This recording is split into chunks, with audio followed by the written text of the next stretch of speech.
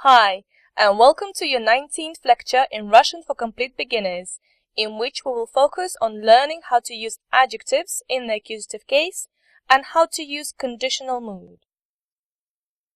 Now, so far, we have studied nouns and personal pronouns in the accusative case. Today, we will see how the adjectives change. The important thing to remember is that since adjectives describe nouns, they have to agree with them in their endings. Generally, in any new sentence, a useful thing to do would be to find a noun first, as it is the main word that all other words in the sentence agree with. So, for instance, if you have a phrase, in the house, в доме, which is masculine singular noun in the prepositional case, then if you want to say in my big house, then your possessive my and adjective big will have to agree with the noun and will also require a masculine singular form in the prepositional case. As a result, it will become в моем большом доме. Now you will remember that accusative case is the only case in Russian that makes a distinction between animate and inanimate, or between somebody and something. As we can see here, all masculine inanimate and neuter adjectives do not change their ending in singular accusative case form. You will remember from the previous lecture that the same thing happened with nouns. However, all animate masculine and all animate and inanimate feminine adjectives will have to agree with nouns and therefore will change their ending. Let's go through the animate masculine endings first. Старый will become старого. Синий will become синего. Молодой will become молодого. Note that as before, we pronounce consonant G as V in these endings. Let's go through the feminine endings, both animate and inanimate. Старая will become старую. Синяя will become синюю. Notice similar endings in the demonstrative pronouns this. Animate masculine this, этот, will become этого. Inanimate animate feminine this, это, will become эту. Inanimate masculine and neuter demonstrative this will not change their ending and will remain этот and это. Let's have a look at some examples. Я читаю эту новую книгу. I am reading this new book. Я вижу этого молодого человека. I see this young man. Я слушаю это новое радио. I'm listening to this new radio. Now let's move on to plural adjectives in the accusative case.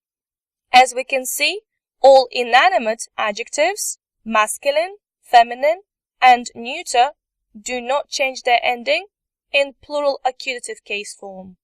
And there are only two possible endings for animate masculine and feminine adjectives, ich and ich. Let's go through these together. Masculine animate старые becomes старых. Синие becomes синих. Молодые becomes молодых. Feminine animate старые becomes старых. Синие becomes синих. Please note that plural demonstrative pronouns, these, change their form in animate from эти to этих and do not change their ending in inanimate form, эти. Let's have a look at the examples at the bottom. Я читаю эти новые книги. I'm reading these new books. Я вижу этих молодых людей. I see these young people. Now let's see how we can use this material in an everyday conversation. I'm going to read the dialogue till the end first and then translate it. Please feel free to pause and rewind at any time in order to practice your pronunciation and your understanding of the text. Привет, Катя. Что ты сейчас делаешь? Привет, Оля. Я иду на новую работу. Мой новый офис в центре. Отлично. Поздравляю. А куда ты идешь? Я иду в новый спортивный зал. Он там, на углу. Он мне очень нравится. Что ты делаешь в субботу? Еще не знаю.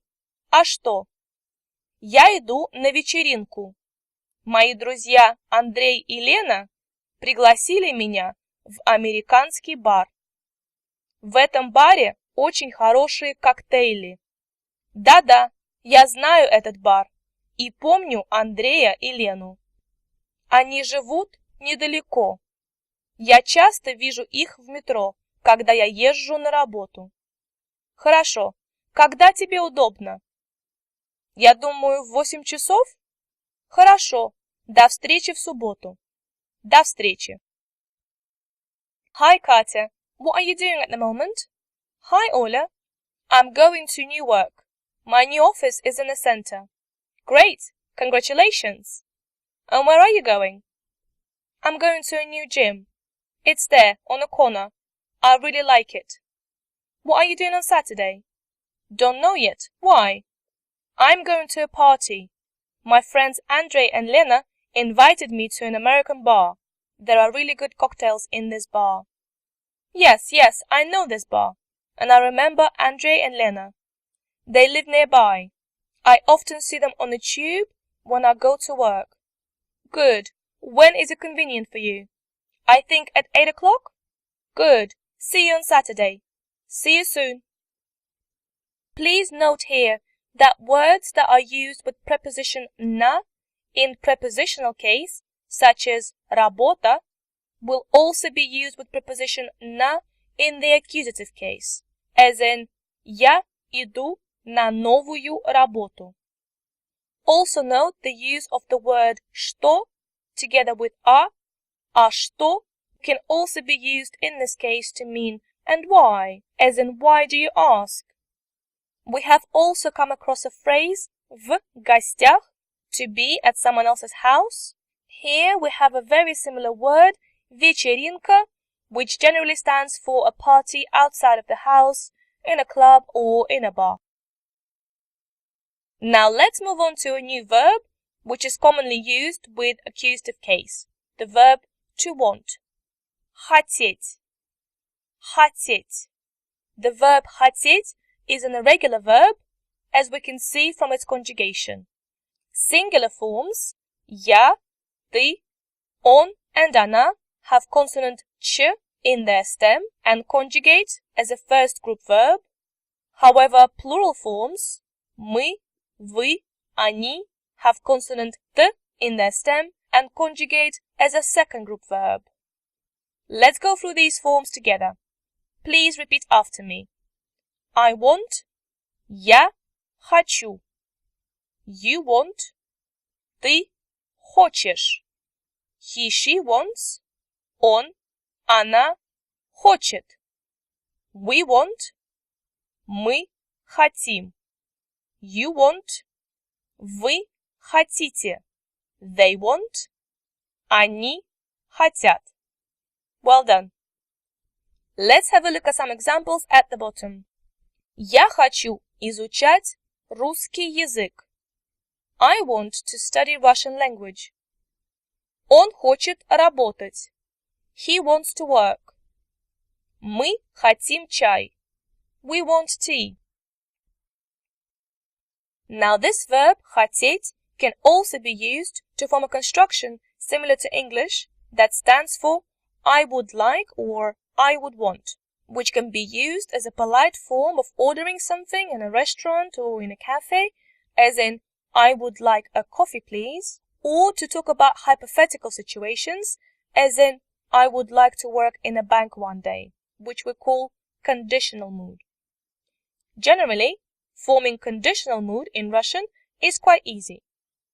All we need is a past tense of any verb plus particle бы, which literally stands for would. So он хотел бы becomes he would want. Она хотела бы becomes she would want. Они хотели бы becomes they would want. When used with verb хотеть, it can also be translated as I would like. And this is the phrase that we would use to order something in a restaurant or in a cafe. Let's have a look at some examples. Я хотела бы изучать русский язык. I would want to study Russian language. Or I would like to study Russian language. Я хотел бы работать. I would want to work. Or I would like to work. Мы хотели бы чай. We would want some tea or we would like some tea.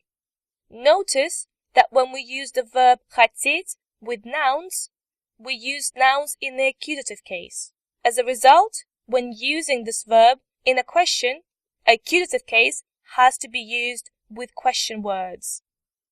Let's have a look at these examples at the bottom. Какого друга ты хотела бы видеть? What kind of friend would you like to see? Старого, an old one. Какую книгу ты хотела бы читать? What kind of book would you like to read? Интересную, an interesting one. Какой чай ты хотела бы пить? What kind of tea would you like to drink? Черный, black one.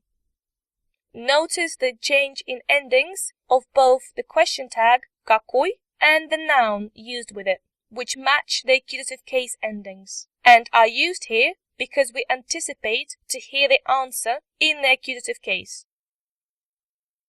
Let's see how we can use all of this new material in a conversation.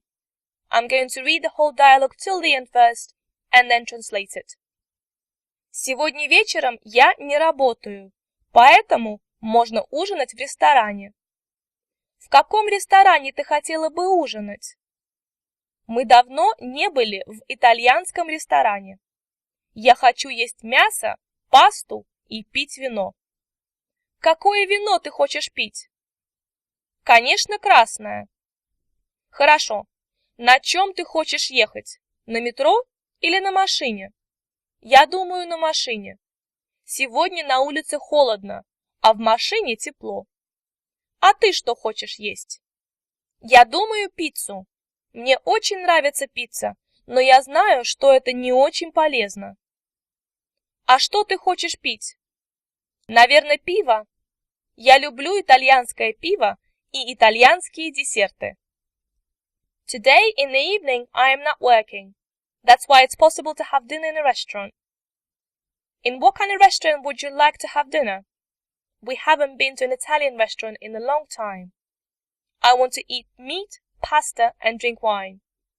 What kind of wine do you want to drink? Red, of course. Good. How do you want to get there? By tube or by car? I think by car. It's cold outside today, but it's warm in a car. And what do you want to eat? I think pizza. I really like pizza, but I know that it's not very healthy. And what do you want to drink? Beer, perhaps? I love Italian beer and Italian desserts. Excellent, well done. Please note the choice of the question tag in the sentence «В каком ресторане ты хотела бы ужинать?» We will anticipate the answer in prepositional case, so the question tag «какой» has to reflect that. Also note that we can either use conditional mood, in what restaurant would you like to have dinner, в каком ресторане ты хотела бы ужинать, and non-conditional mood, as in what kind of wine do you want to drink, какое вино ты хочешь пить. Lastly, note the use of на чем in a sentence на чем ты хочешь ехать, which literally translates as on what do you want to go, or how do you want to get there, using which mode of transport. Excellent, well done. In this lecture, you have learned how to use adjectives in the accusative case and how to use conditional mood. Overall, you have familiarized yourselves with 12 new Russian words.